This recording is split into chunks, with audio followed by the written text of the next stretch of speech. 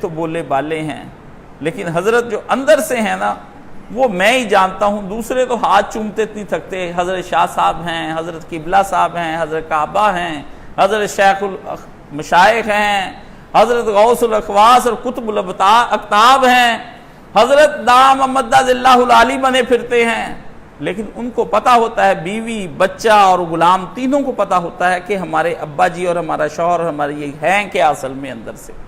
اس لیے باہر سے جب کوئی آدمی ان کی تعریف کر رہا ہوتا ہے تو وہ تینوں میں سے اگر ایک وہاں موجود ہو تو وہ دل میں ہنس رہا ہوتا ہے کہ اے کاش تجھ سے وہ پردے اٹھ جائیں جو میری آنکھ سے اٹھے ہوئے ہیں، جو میں نے ان کو دیکھا ہے۔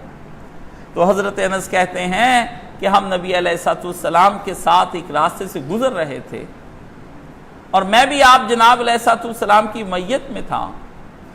اچانک سے نبی علیہ السلام کی نگاہ کھجور کے ایک دانے پر پڑی جو وہاں زمین پر گرا ہوا تھا۔ نبی علیہ السلام نے اسے اٹھا لیا، اور عموماً نبی علیہ السلام کی عادت مبارکہ ہوتی تھی کہ وہ نیچے سے گری ہوئی چیز کسی لقمے کو کھانا کھاتے ہوئے یا ویسے بھی کہیں پر آپ کو پڑا ہوا نظر آ جاتا تو آپ علیہ السلام اس کو اٹھا لیتے تھے اور صاف کرنے کے بعد اللہ اکبر کہہ کے اس کو کھا لیا کرتے تھے۔ ہماری طرح نہیں کہ اس کو ڈسٹ بن میں اٹھا کے پھینک دیا کرتے تھے اور بیٹے کو کہتے بیٹا نیچے پڑی ہوئی چیز نہیں کھانی، ہاں جی۔ یہ ہمارے اصول ہیں کچھ جو ہم نے کافروں سے سیکھ رکھے ہیں، اور ہم آدھے کافر ہو چکے ہوئے ہیں اس معاملے کے اندر۔ اور آپ یہ دیکھیے کہ نیچے سے پکڑ کر چیز اٹھا کر کھا لینا اور کجا اپنا ہی زائد کھانا پھکوا دینا۔ اگر نیچے سے پڑی چیز کا ایک لقمے کا یہ ادب اور احترام ہے، اور کجا پوری کی پوری پلیٹوں کی پلیٹیں آپ شادیوں کے اندر پھینک کر آ جاتے ہیں، اور اپنے گھروں کی دعوتوں کے اندر آپ پھینک کر آ جاتے ہیں، اور کسی کے ہاں آپ کھاتے ہیں تو پھینک کر آ جاتے ہیں، اور بچے نے اگر نہیں پسند کیا ہے تو اٹھا کر پھینک دیتے ہیں۔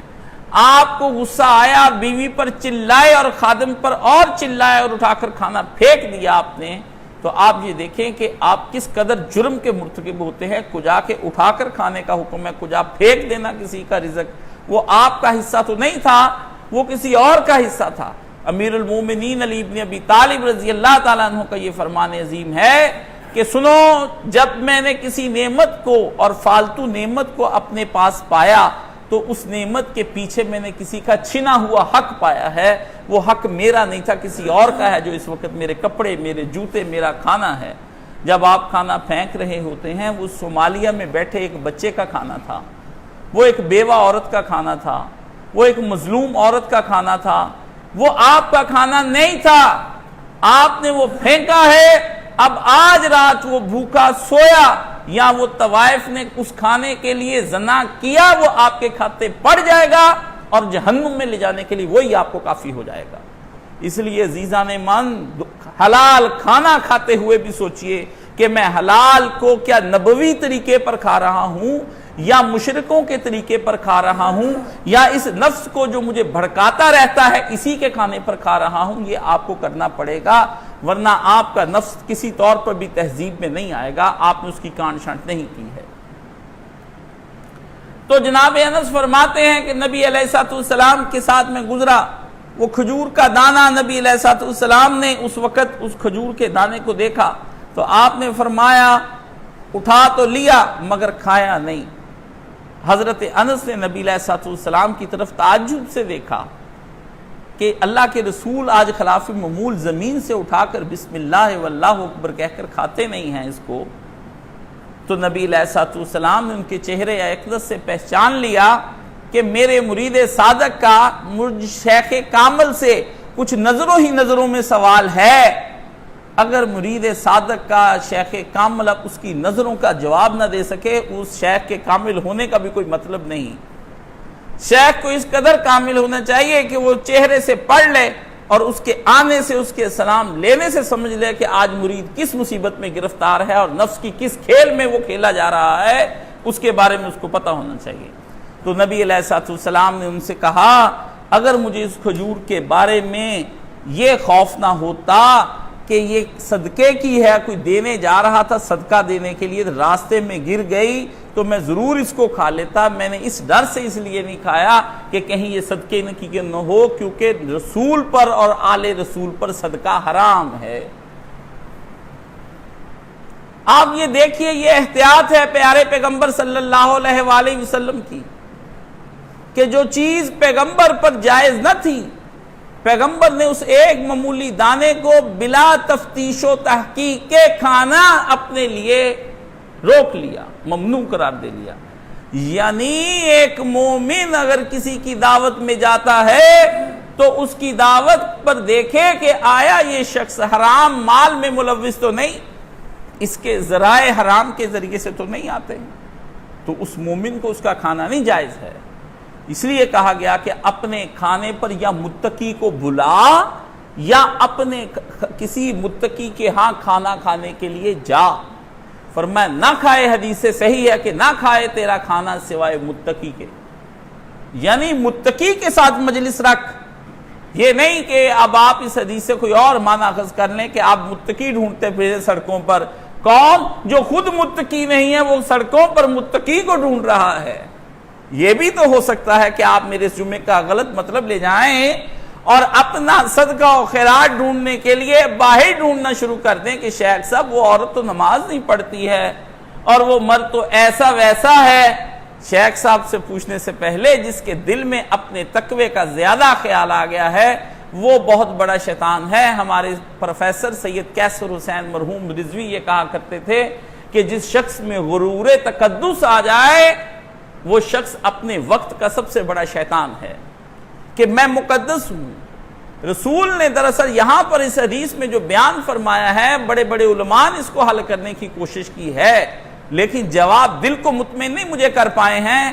برکیف اللہ سے دعا کی تو خدا نے یہ ذہن میں ڈال دیا کہ پیغمبر نے یہاں یہ فرمایا ہے کہ جب بھی مجلس کرے اور اپنے ہاں تو کسی کو بلا تو تیرے ہاں تقوی والے لوگ آنے چاہیے، ایسے دوست بنا، ایسے لوگوں سے روابط بنا کہ جب وہ تیرے ہاں کھانا کھانے کے لیے ان کو بلا جن کے ساتھ تو بیٹھے اٹھے کھانا کھائے، تو متقی لوگوں کو بلا کر کھانا کھلا۔ اس لیے عزیزان محترم، یہ جو افطاری کی دعا ہے اس کے اندر تو یہی آتا ہے کہ تیرے صلی علیکم الابرار، کہ یاکل الابرار، تیرے ہاں کھانا نیک لوگ کھائیں۔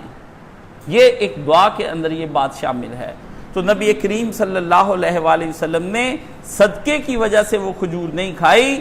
آپ کو ضرورت، باوجود کہ آپ کو ضرورت تھی، رسول اللہ صلی اللہ علیہ وآلہ وسلم 3 دن سے زیادہ کبھی آپ کے گھر میں چولہا نہیں جلا۔ پیغمبر تو ہر وقت خالی پیٹ رہتے تھے۔ نبی علیہ السلام کا دستور پیٹ بھرا ہوا نہیں ہوتا تھا۔ حضور علیہ السلام کا پیٹ ہم وقت خالی رہتا تھا۔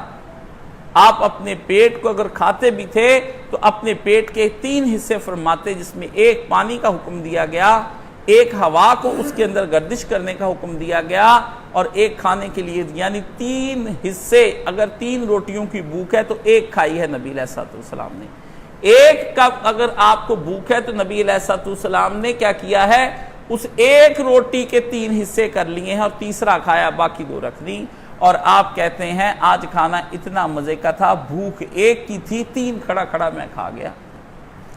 آپ اپنے رویے کے بارے میں دیکھیں اور اپنے نبی علیہ السلام کے رویے کے بارے میں دیکھیں۔ یہ ہے وہ کھانا جو آج آپ کے ملک پر اور دنیا کے ملکوں پر حکمرانی کر رہا ہے، اور کرپشن کا دنیا میں کوئی علاج نہیں ہو رہا ہے۔ آپ کی عدالتیں ہوں یا آپ کے پولیٹیشن سب حرام کا مال کھاتے ہیں۔ اس میں حزب اقتدار اور حزب اختلاف کسی کی بھی کوئی، میرا کوئی اختلاف ان اقتدار اور اختلاف کے بارے میں کچھ نہیں ہے۔ میرا یہی ہے کہ سب حرام کھا رہے ہیں، کوئی کم کھا رہا ہے، کوئی زیادہ کھا رہا ہے، کوئی ڈھکے طریقے سے کھا رہا ہے اور کوئی کھلے اور لانیہ طریقے سے کھا رہا ہے، حرام مال ہے۔ کہاں امت کے پیغمبر جو حکمران ہیں اور امت کی باغ ڈور پیغمبر چلا رہے ہیں، اس پیغمبر کا یہ عالم ہے کہ وہ ایک کھجور کے لئے بدلے میں یہ فرما رہے ہیں کہ میں اس بات سے ڈرا ہوں کہ کہیں یہ نہ ہو لولا انی اخاف۔ پیغمبر نے کہا مجھے خوف آیا ہے۔ خوف کس سے آیا ہے؟ اس کھجور کے کھا جانے سے کہ کہیں بد ہضمی کر جائے گی؟ ہاں خوف آیا ہے کہ میرا ساتھ والا جو ہے اس کے سامنے میرا کریکٹر کیا رہ جائے گا؟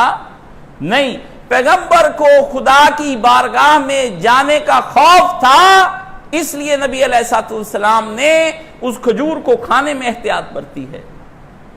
اس لیے فرمایا گیا حرام تو حرام، مال ہو بھی حلال کر شبے میں پڑ جائے بات کہ آیا یہ حرام کا ہے، آیا یہ نہیں حلال کا ہے، ان دونوں میں سے کون سا ہے، تو ضرورت ہونے پہ بھی یہی کمال احتیاط ہے کہ آدمی اس چیز کو نہ کھائے۔